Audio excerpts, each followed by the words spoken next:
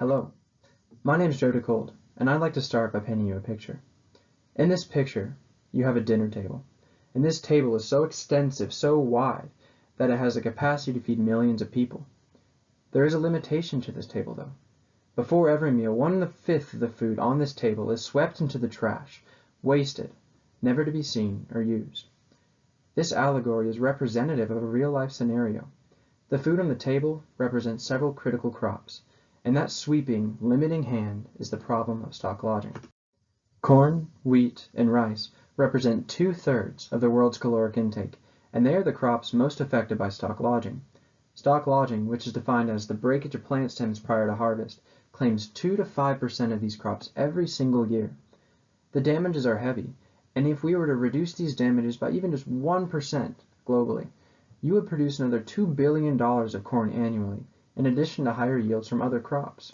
The damages of lodging are heavy, and for the last 100 years, late-season lodging counts have been the most widely used method to mitigate lodging.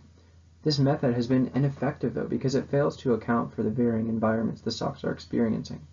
The method results in compounding false cause solutions because it doesn't consider the actual process of lodging and what physical traits, or lack thereof, are causing the stocks to fail. It has yet to provide an effective solution. At the Ag MEQ Lab, our solution to this problem is twofold. Our first objective is to use conventional lab testing methods to create a database for thousands of stocks. This database will contain information collected using devices shown below.